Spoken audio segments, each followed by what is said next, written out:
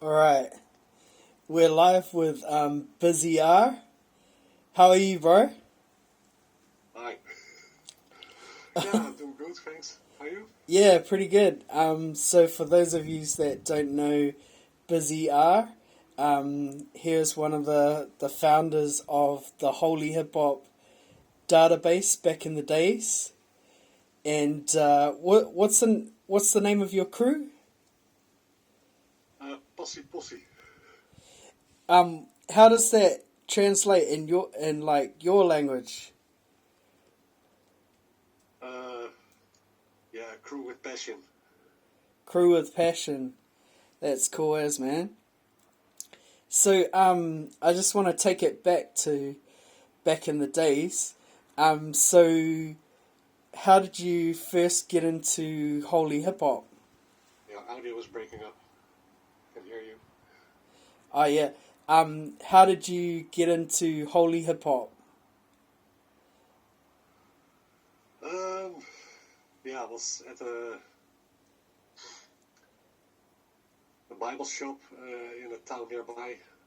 They organized a Holy Hip Hop Day, and I went there, met a friend of mine. He introduced me to SFC, did a little ripping back in the store as well. Cool, man. And how did you become a Christian?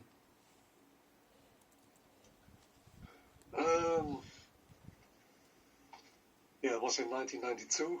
I was using a lot of drugs at the time, a lot of partying.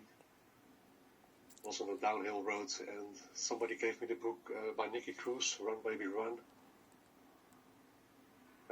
Yeah, I read it. Totally broke my heart. Turned my life around 180 degrees. What kind of drugs were you into back then? Mostly everything I could find. Speed, ecstasy, cocaine, weed, alcohol, LSD. Is A lot of stuff, yeah. Is methamphetamine like a big problem over there at the moment? At the moment, I don't think so. At least, yeah, not really in that scene anymore, so... Yeah, because in no, it's not a really problem at the moment. in New Zealand, like methamphetamine is like a huge problem over here. Can you hear me? Okay. Okay. Yeah, it's a huge problem over here. Yeah, it's sometimes breaking up a bit, but... Yeah, your signal's clear from my end, so it's good. Like it sounds good from my end. Okay, cool. Yeah.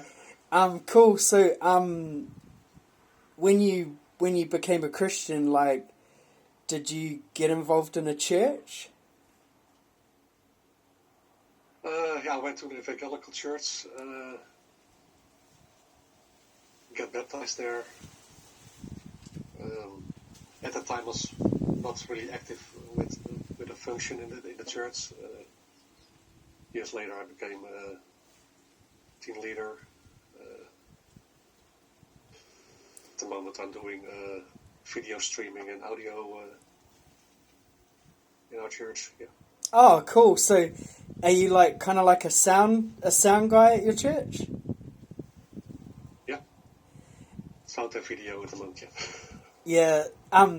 It's hard case because this guy that I know, he's actually passed away last year, but he was a DJ and sound guy in the club scene back in the days, and when he became a Christian, he ended up doing the sound for the church as well, and he was a really amazing sound engineer. So it's like he took his skills from when he was a non-Christian, and then he ended up using it, in the church and stuff. So like, Yeah. Cool. you were telling me before that for a time when you became a Christian, you stopped doing the hip hop stuff for a while.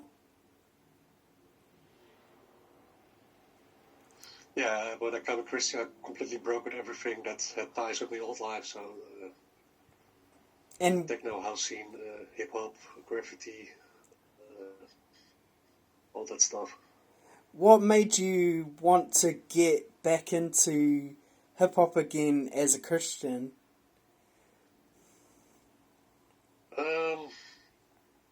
Yeah, when I first heard the album SFC Phase 3, then I realized Christian hip hop is possible. It's something I didn't know existed. And then, a friend of mine started a little magazine, Rapperoer, Dutch Holy HipHop magazine. I started helping him out with the online part of it. Started to build a little community. And how did you get into doing the Holy HipHop database? Yeah, it's been a little bit autistic, like list of everything. I have a completely bad memory from the time I used all the drugs, so I forget a lot. So I write things down, make lists. And back in the days, I wanted to know everything about Holy HipHop. Every artist that had an album out, I wanted to find it, make lists of that, and at some time I just put it online, made a website out of it. Yeah, that's how it started. Yeah, because I don't know if you realize how important it was what you did, because it was a way for other people around the world to find out about different. Audio was breaking up again. Oh yeah. Can you hear me now? You can hear me now? Sorry, your audio was breaking up. Couldn't hear the question. Oh yeah. Yeah, that's fine. I don't know if you realize how important it was what you did, because it was a way for us around the world to find out about groups that we'd never heard of before. And it was just amazing, because before that, as you know, you'd have to look on a cassette tape and basically, or a record, and try and find out the artists. Breaking up again, sorry. Yeah. What I'll do is I'll I was completely unaware of that. Oh, okay. Yeah, it was like a way of us knowing about, different groups that we weren't aware of.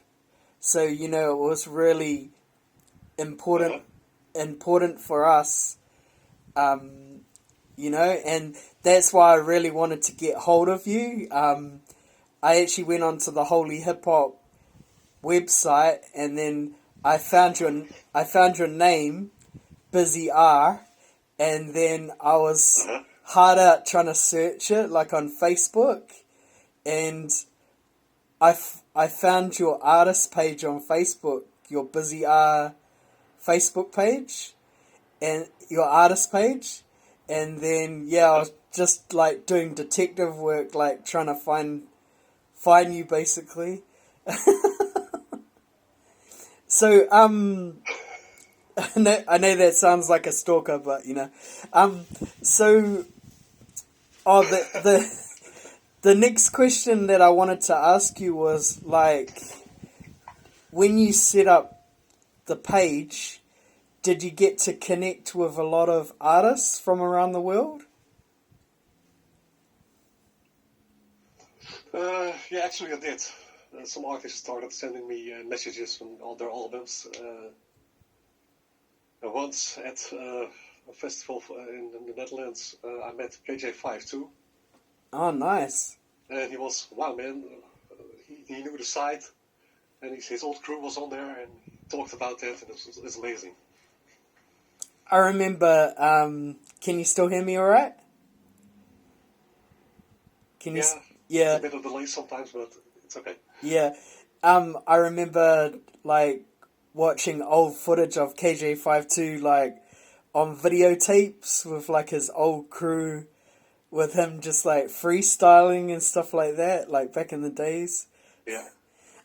One of my friends went to America, and I said to him, while you're in America, can you look around for some Christian hip-hop stuff and bring it back, and he brought back some KJ52 videos and T-Bone, T-Bone Life of a Hoodlum videos. Nice.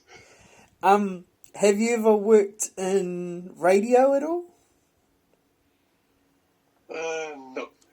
No radio. Yeah, so like over here a few years ago, I worked on 3 different student radio stations, and I actually had Christian hip hop radio shows on all 3 stations, and all three stations were non-Christian radio, student radio, and it was like so cool to be able to play, you know, that kind of music in that scene, you know, and that it was actually like good music. The other question that I have for you is about graffiti.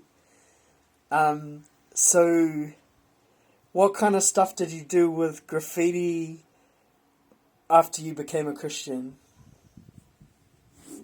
After I became a Christian, I stopped graffiti for quite a long time. And then when they got legal walls here in the Netherlands, then I started painting a few of those. And then ever since, a few times a year I paint a wall. Have you ever been able to like paint a wall at your church? Not a wall, but we did something with the youth group on a big canvas. Yeah, a few years ago I was in Sydney, Australia, and there was this church there in Sydney, and they'd got some Christian graffiti writers to actually do bombings like all over the whole outside of the church. It was like really, really cool. Like, that's nice. I'd never ever seen anything like it before. Like, even the kids crash, the kindy in the church, that had graffiti characters and everything in there as well, so it was really cool. Yeah. Nice. So what was the name of your... Oh, yeah, I asked you the name of your crew, eh? So is there many members of your crew now doing stuff?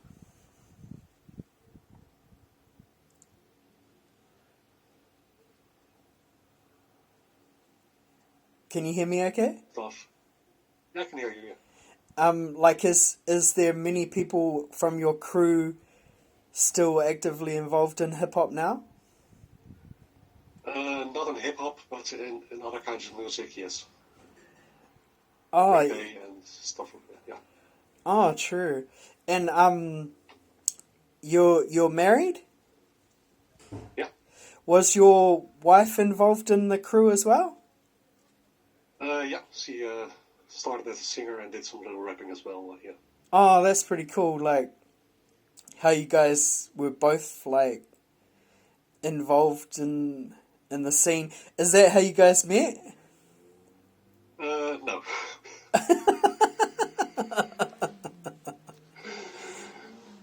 We met online, actually, but... Yeah, and you guys got kids? Yeah. That's cool. Any of your kids into, like, hip-hop?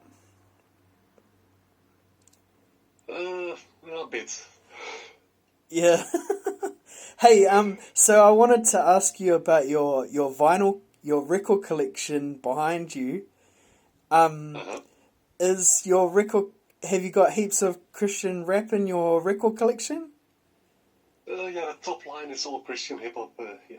Are you able to show me, like, a few of your vinyls? Oh, Lifesavers. Freedom of Soul, yeah. Freedom of Soul. Let me see. This is a German group, Opa. Don't think you know them, but...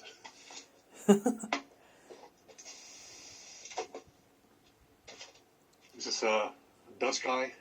It's very good. Oh, you're gonna have to send me some You're gonna have to send me some links after this interview. I will.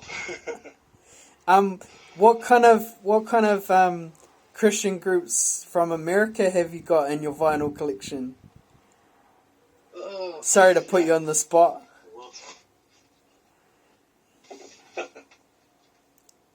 Grits? Oh, nice. I've got a lot of grits. More. They're oh, nice. I really like their Factors of the Seven album. You know that Factors of the Seven, that such a great album. I actually got to meet Grits when they came to New Zealand years ago. They came to a music festival, and I got them to sign like about 6 or 7 of their album covers. But yeah, they came to the Netherlands twice. yeah. Do you remember John Rubins, DJ? What's his name? You know the guy that I met mean? John Rubin as well. Yeah, well, John Rubins, DJ, he came to New Zealand, and it was really funny because, like, when I met him, Manuel, it's DJ Manuel, eh? Yeah, when I met DJ Manuel, like, he was really gutted because no one knew who he was, like, in New Zealand. But I walked, like, right up to him and I was like, DJ Manuel, like, and he was like real happy that like someone knew him over here, and we were like having a real good chat. It was really cool because I think he may have done some stuff for Grits, but he also was like John Rubin's DJ. I think that Summertime Pool Party album, I think it is. Oh no, I'm thinking of Pigeon John. Sorry, that's the Summertime Pool Party. So another question I had for you is, if people want to get hold of you, how can they get hold of you? I think it's best via email, djbusyr@busyr.com. And I'm not really much at social media anymore these days. So. do you do Instagram at all? I have an account, but not really active. Not really active. There's some pictures of my graffiti over there, but when I got hold of you, were you quite surprised? Yeah, I was. Like, have you heard that album by Soup the Chemist, Orgasmic Arrangements? Yeah, I love it. Yeah, well, you know how he's got that track All Over the World? Uh-huh.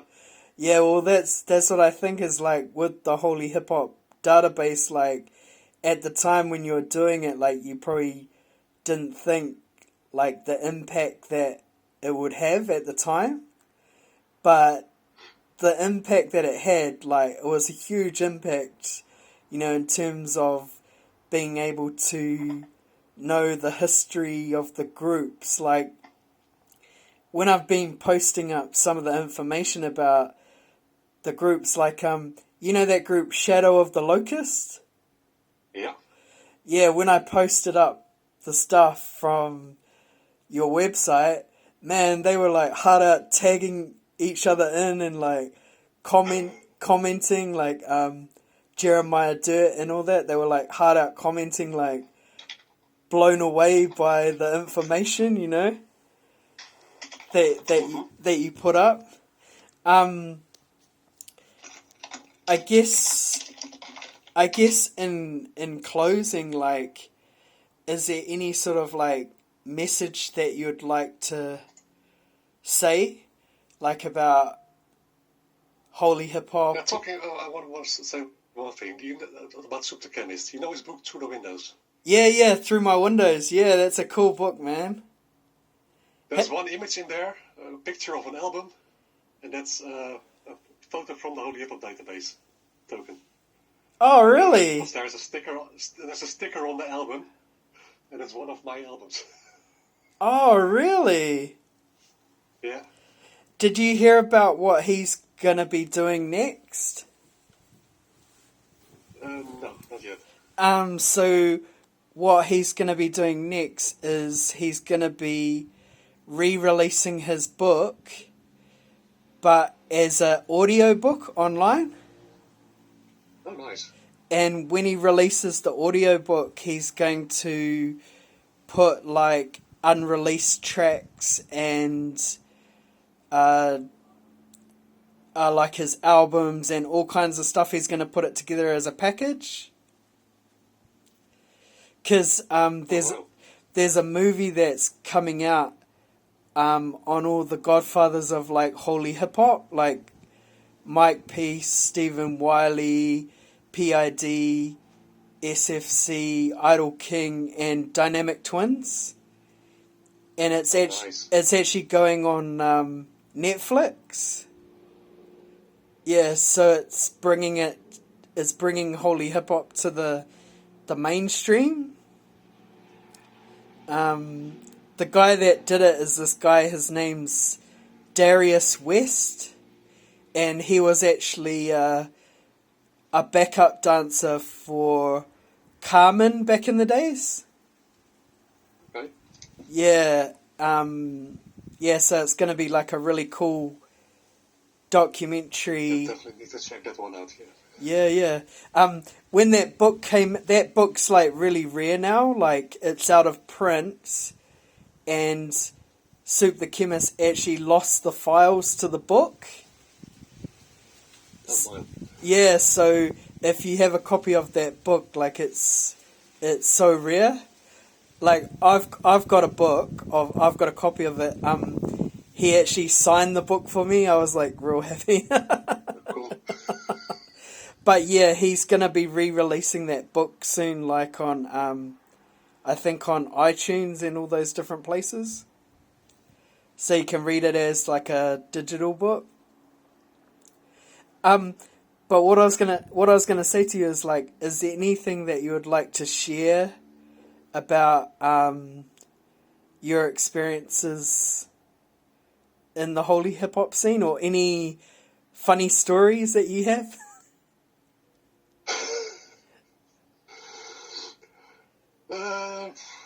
Funny stories. I'm not.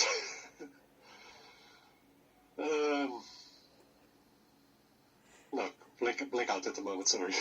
I have one funny story where like I went to this church one time, and these people were behind me and they were talking, and this lady was saying, "Oh, I'm really glad that guy's here tonight. You know, he really needs to be here." And she didn't realize like I was performing. But she's like talking about me like, "Oh, I'm so glad that guy's here because like he looks like he needs help, you know." and like I was actually the guy performing, you know, like ministering and stuff. I was trying to think. I had a couple more questions for you. Oh yeah, who's some other artists that you've met over the years? Oh, one moment, the doorbell rings. Oh yeah.